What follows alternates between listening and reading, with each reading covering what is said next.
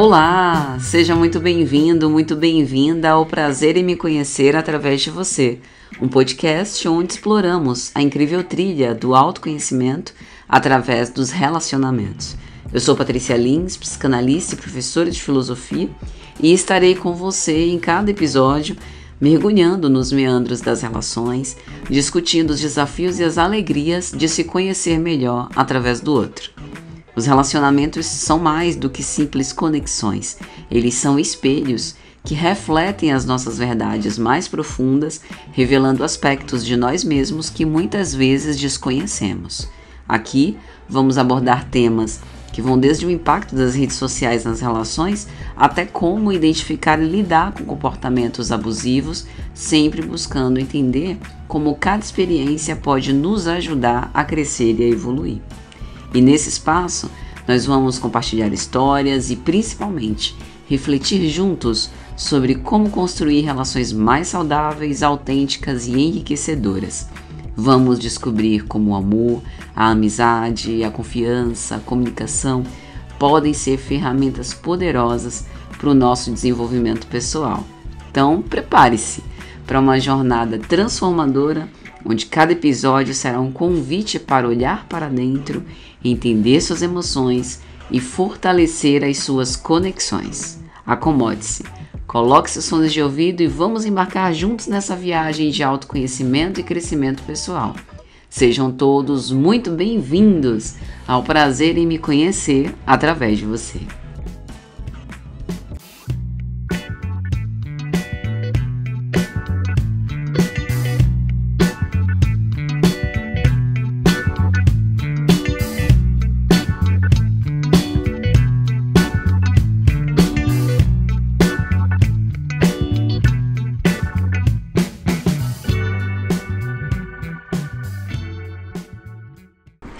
Então vamos ao nosso episódio de hoje, amor próprio ou egoísmo?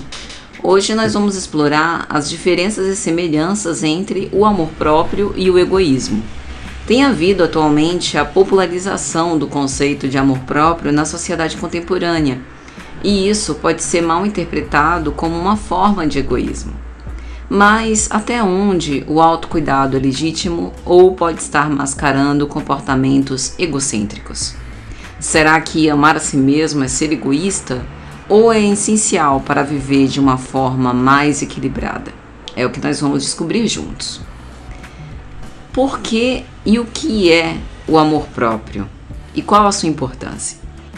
Se a gente for observar na filosofia, Aristóteles, por exemplo, via a virtude como um equilíbrio.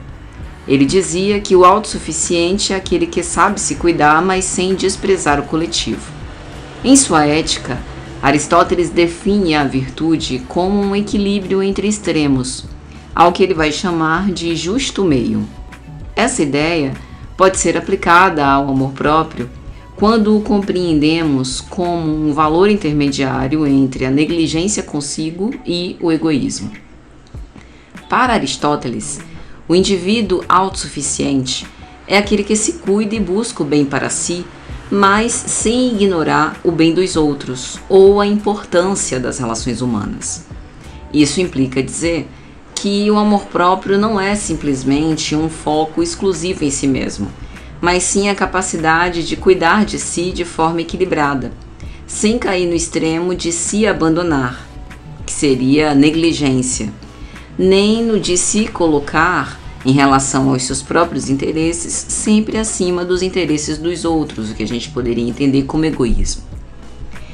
Então, o amor próprio se torna um ponto de equilíbrio.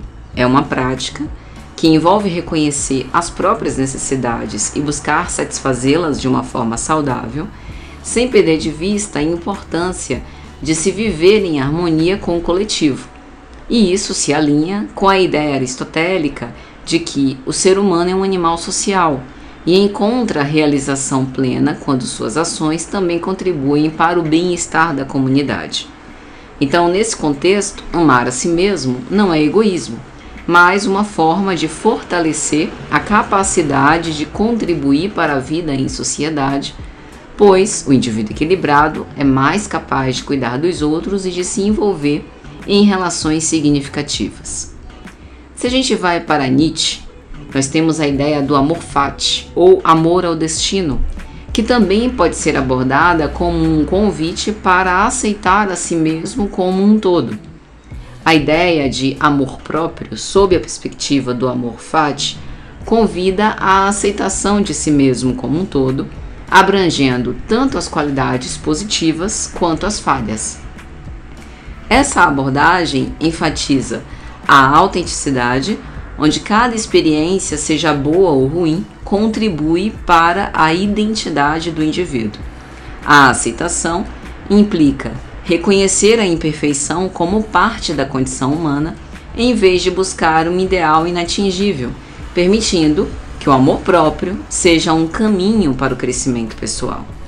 Esse conceito envolve compreender as emoções de uma forma mais gentil e compreensiva, praticando a autocompaixão, como se faria com um amigo em dificuldades.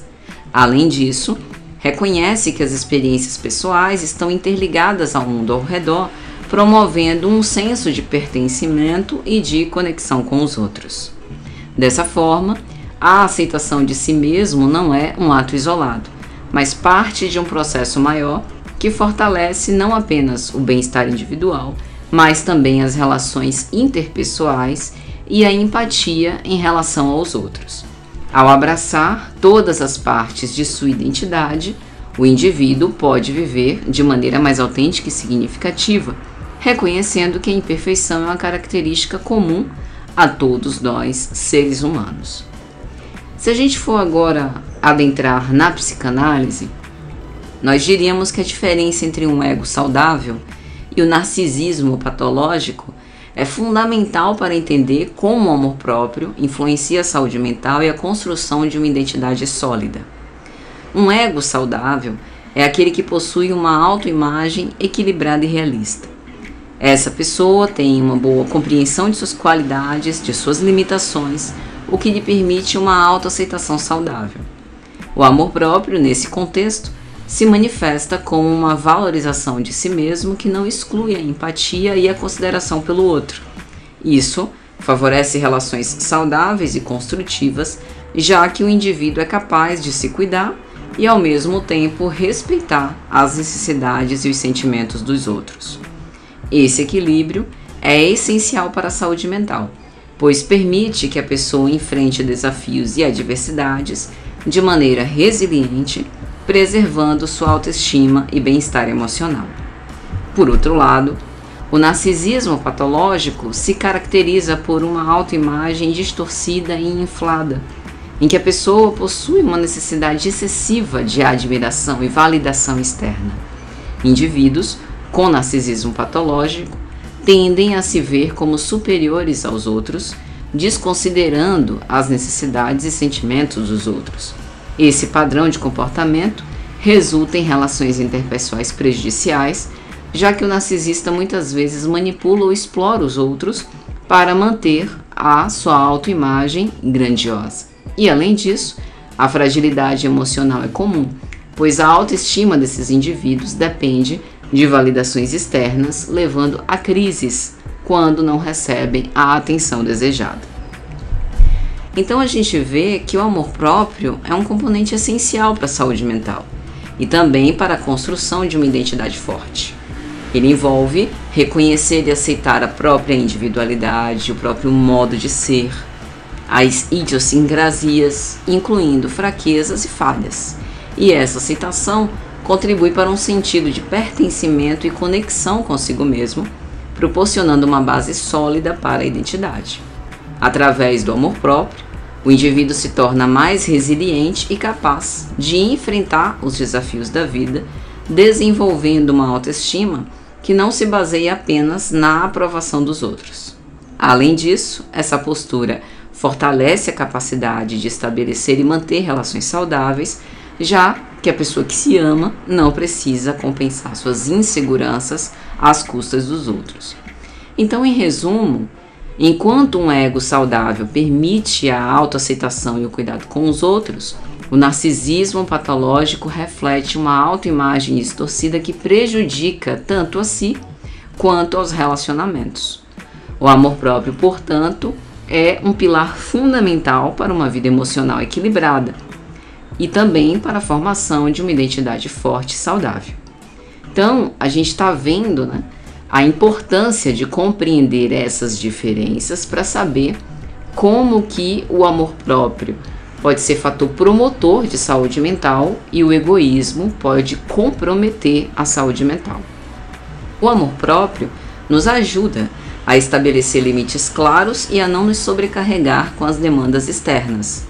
E esse autocuidado pode prevenir o esgotamento e a codependência emocional. E há também benefícios auferidos nas próprias relações.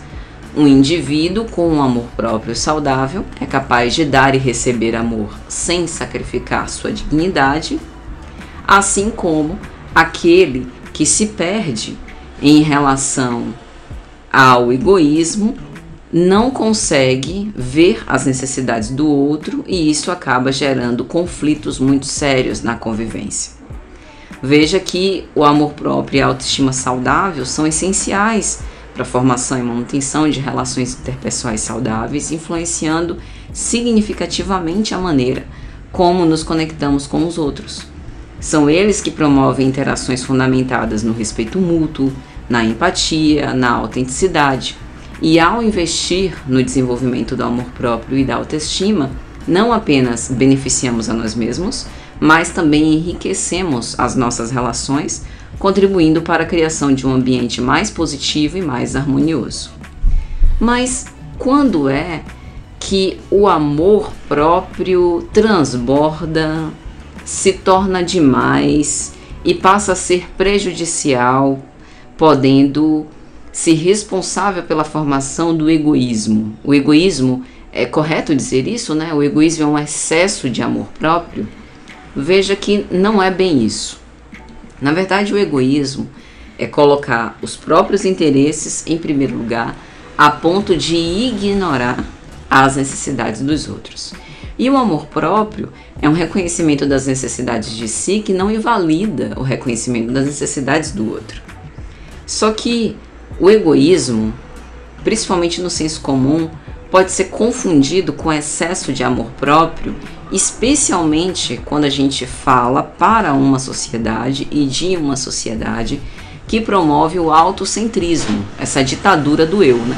Se eu não posso controlar os outros, se eu não posso controlar aquilo que está fora de mim, eu vou me encastelar em torno de mim mesma e aí eu vou ser a minha melhor versão, não é isso que a gente ouve?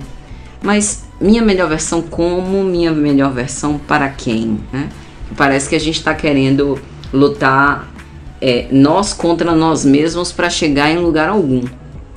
Então, cuidar de si mesmo nem de longe pode levar a um desprezo pelo próximo, a menos que eu passe a recusar sistematicamente ajudar os outros sob o pretexto de autocuidado, o que seria uma defesa de me evadir das relações, o que também não gera saúde.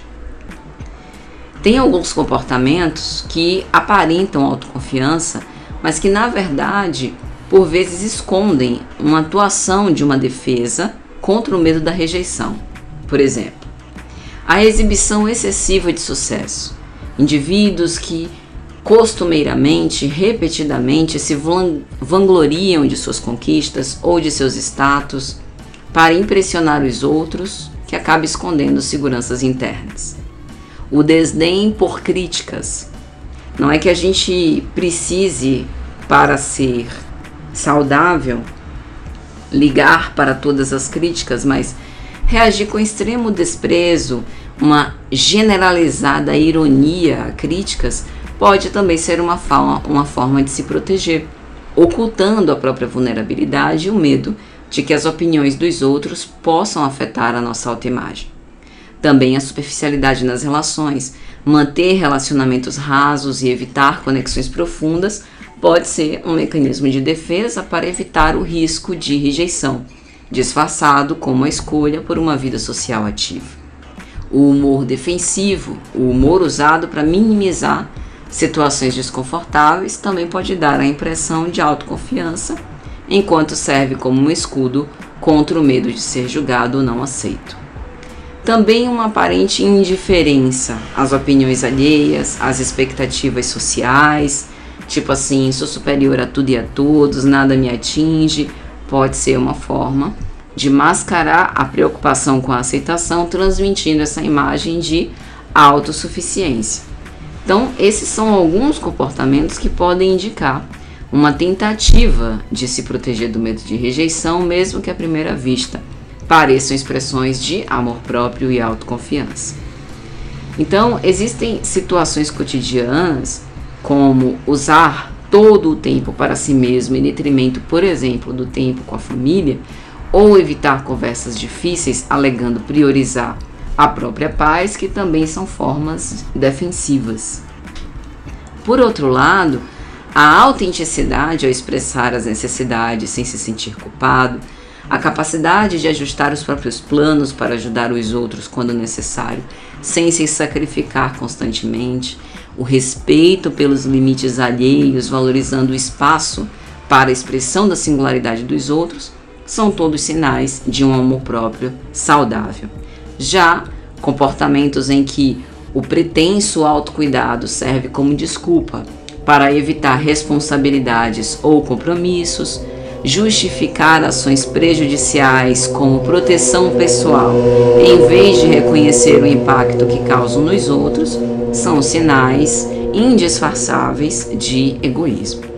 Veja que em tudo isso é enorme a importância do autoconhecimento, que é a prática de se observar e reconhecer padrões de comportamento, sejam eles de autoproteção, insegurança ou altruísmo genuíno. Então, vimos que amor próprio não é egoísmo, mas que também requer a capacidade de enxergar além das próprias necessidades. E aí, o que vocês acharam desse tema? Já passaram por situações semelhantes? Já se questionaram sobre isso? Deixe então seu comentário, compartilhe sua experiência e vamos continuar essa conversa. Obrigada por ouvir, o prazer em me conhecer através de você e até a próxima com o tema Comunicação Não Verbal. Não percam!